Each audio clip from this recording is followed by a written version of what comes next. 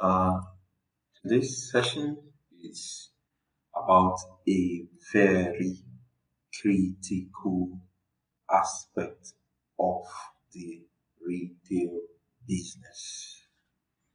Most of the times you hear people call it customer count, some people call it footfall. So it is extremely crucial to any business.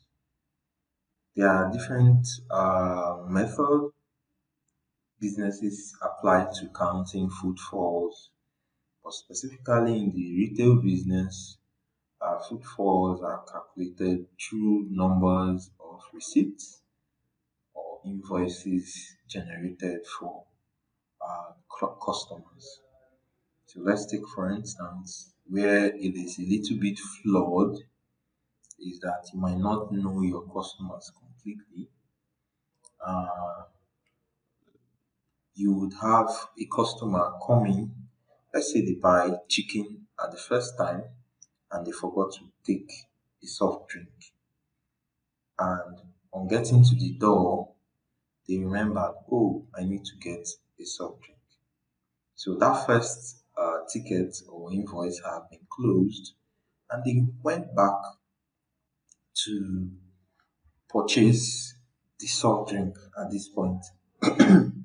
So, what does that do to us? What does that mean? It means that a customer will be counted twice. Yes, the customer will be counted twice, which is something that a lot of us must have noticed that, oh, instead of the customer being counted once, he has been counted twice. So it's something we need to look out for. Footfall.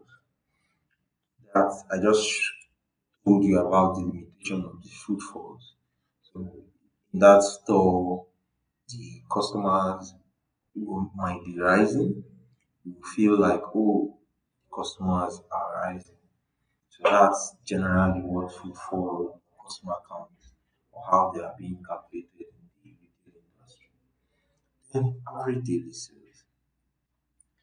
This term ADS can be counted as an average monthly, can be counted on a year span, but what people generally look out for is average daily sales uh, and probably by week average weekly sales. So it just depends on how management wants to view it. Now,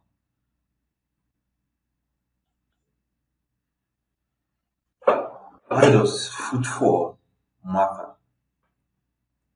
Footfall, it's customer traffic. So imagine not having customers. Imagine as a business you don't have customers. It means you're preparing yourself for doom. Yes.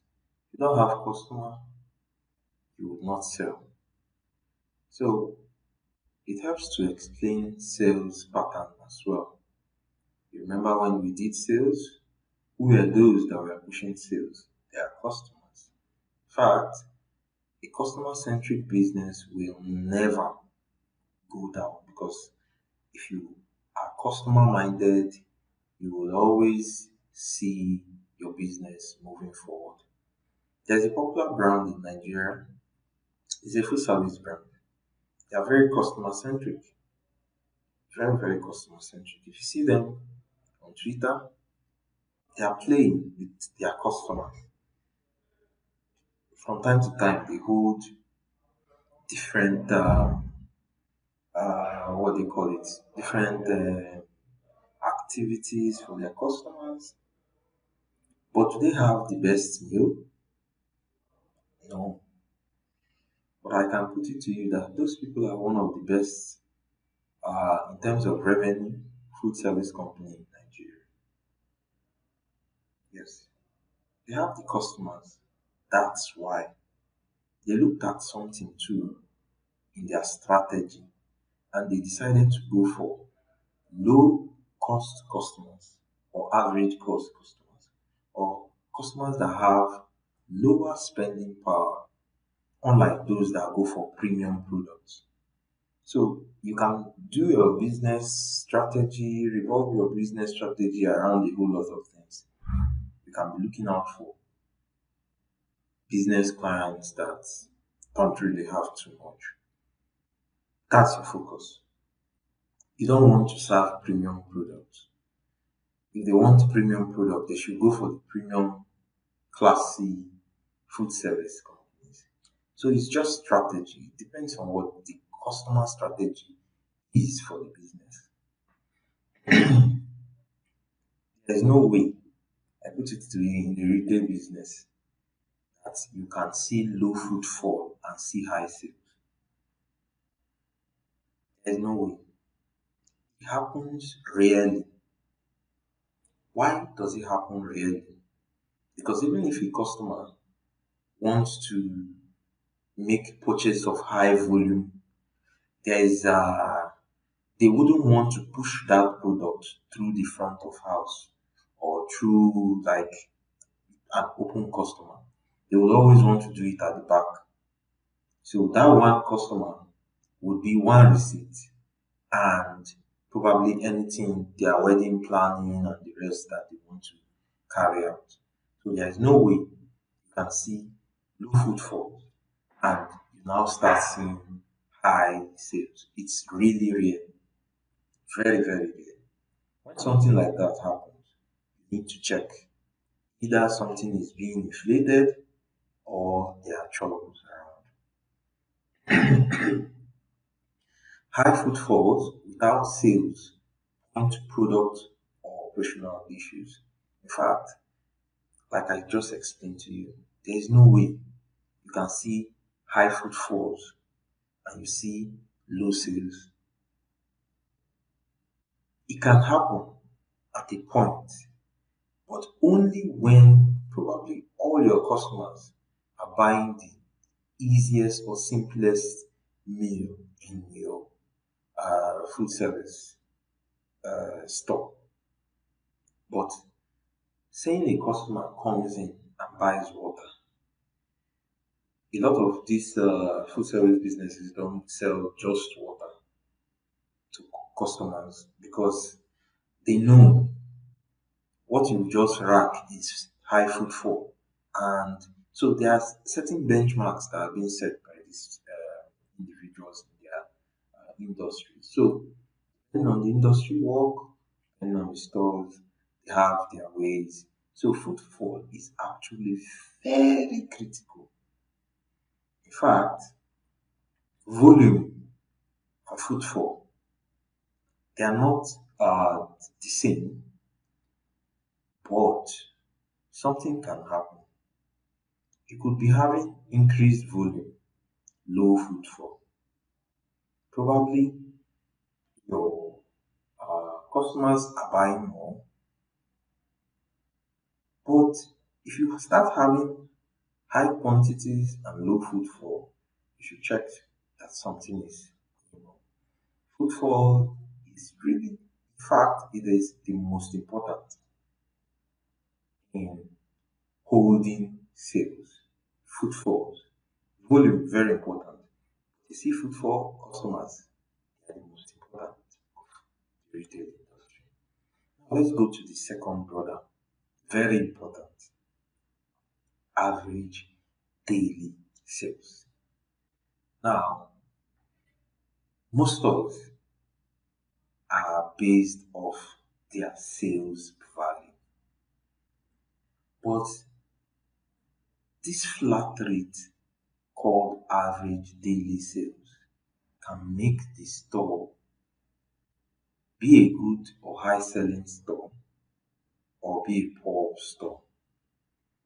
A store that is making 100,000 daily in 10 days, that means what you'll be expecting from that store is 1 million. A store now that has 500,000 as average daily sales, that means on an average, their lowest limit can be 300. But when they sell higher, they can be 800. It doesn't matter how is it being calculated. It is the total sales amount all over the number of days you want to calculate it against. So if you want to get the average monthly daily sales, it will be the total current sales all over the number of days of those sales.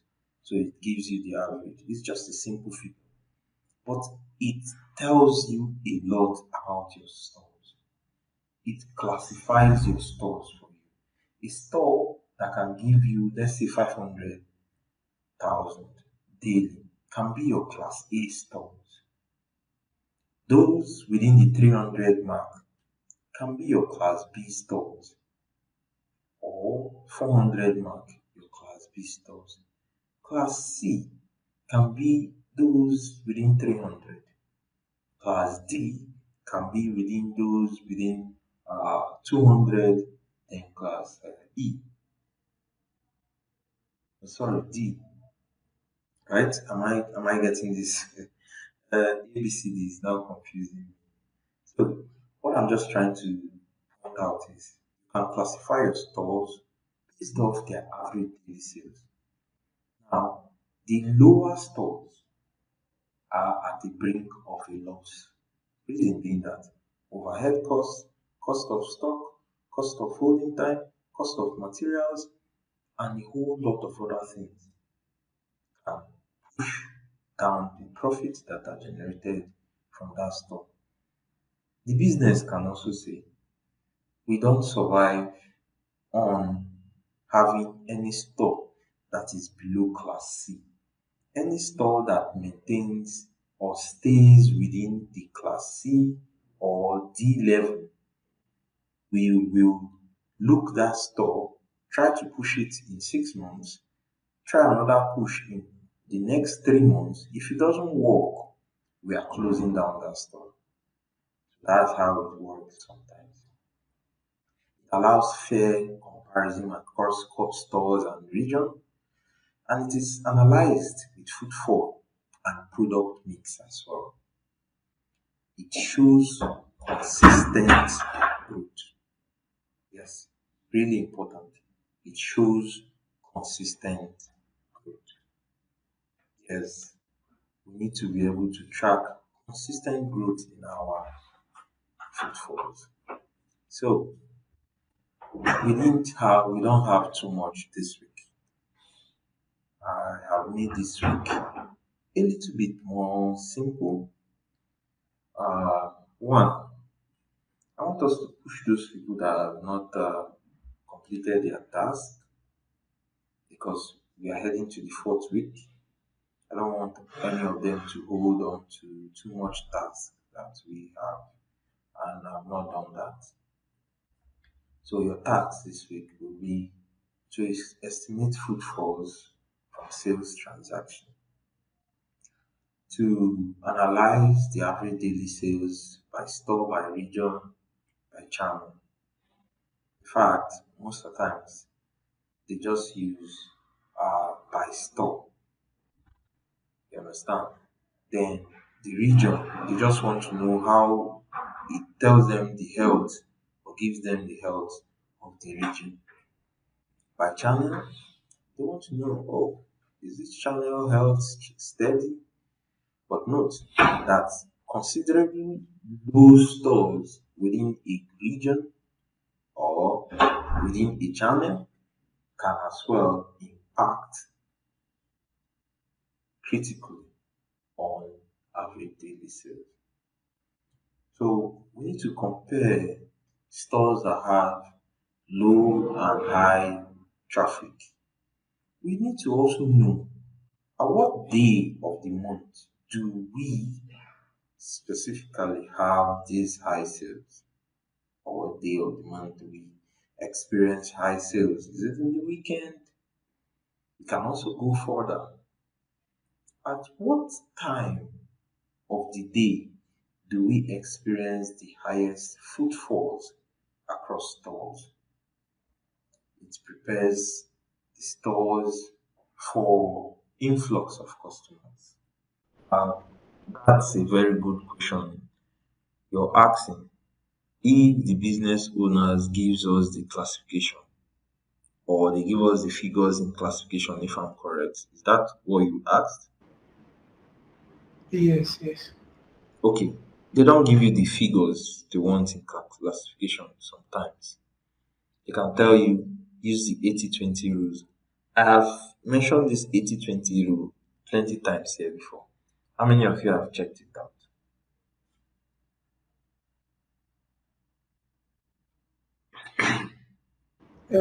I've heard about it, but I've not really go too much deeper to understand it. Yeah. Okay. Now, it's called the Pareto or Pareto rules. You understand? And it can mean different things. Probably 80% success and 20% effort, mostly. And in sales, most times you can classify using the 80-20 rule in different ways. So it is not just one way. You can say, okay, use the 80-20 rules in terms of profit. That means look out for the best performing stores, probably stores that have a high percentage that probably that contribute 80%. You understand? Those ones should be your A class. Then you can share the B and C amongst those 20 that are left. You understand? So it just depends. Another way, they might, honestly speaking, different management strategies have their different rules on how they want to view their or classify their stores.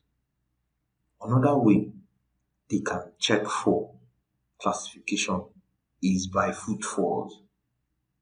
Yes, they use that a lot sometimes. Footfall, they'll say if this store has a footfall of 500 people a day, classify them as class A stores for me. Do you know why they are classifying them differently? They want to see if they can push a particular factor. Sometimes the classification can be in sales, can be in customers, can be in volume as well. So depending on how they want you to classify your stores, they will tell you the rules they want, but they won't give you the figures.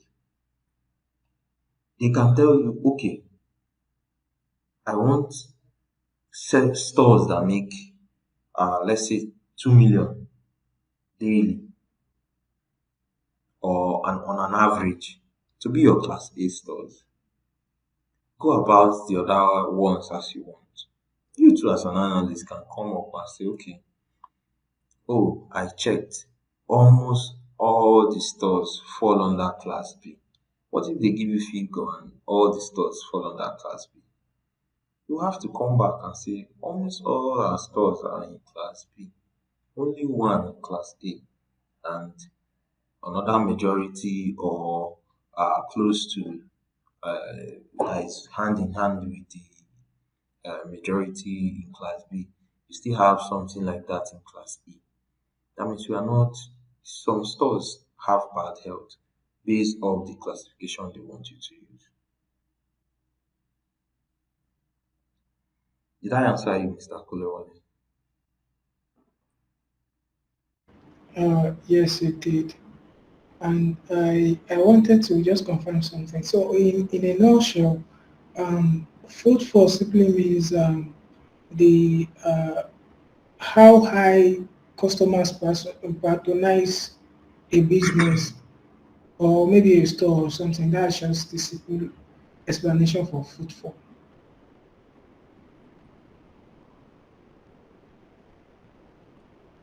Some people call it, I'm trying to use a simpler word, ticket size.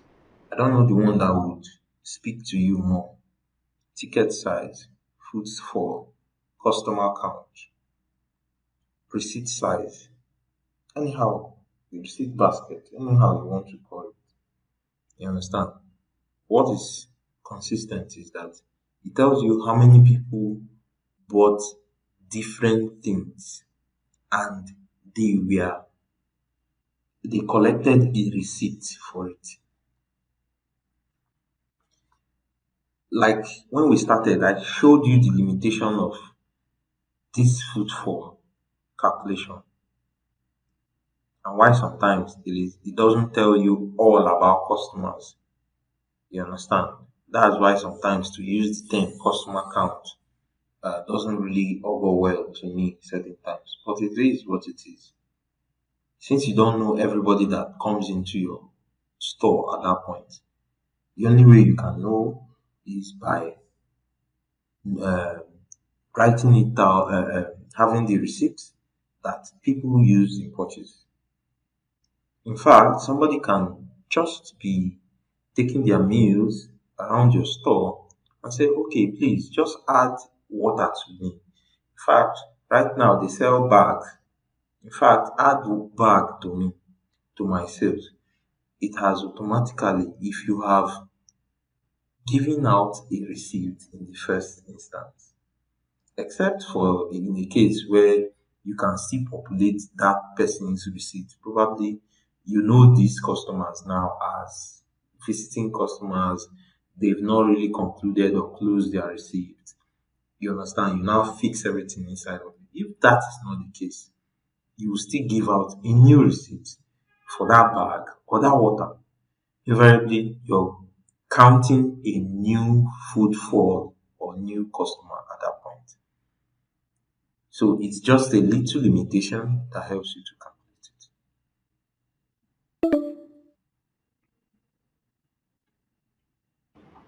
All right, thank you, boss. I understand.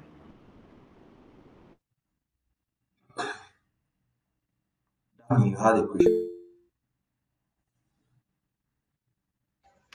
Yes, sir, I was going to ask that are we going to still make use of the old data sets that we are making use of, or you drop another round of another Yeah, set?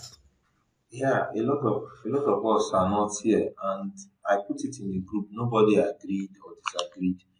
I want us to confirm so that when I change it, everybody can be on the same page.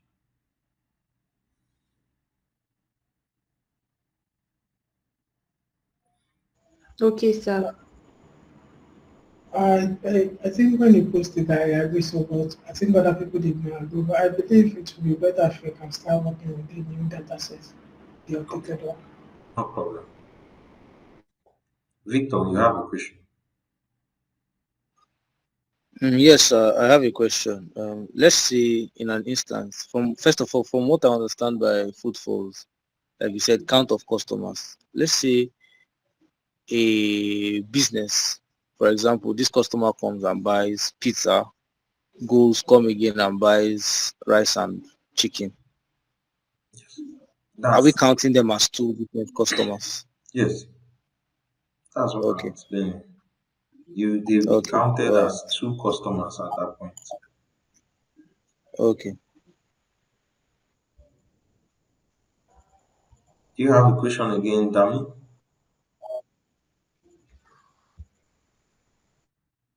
No, sir. Okay, since no question, um, thank you all for coming. Thank you so much.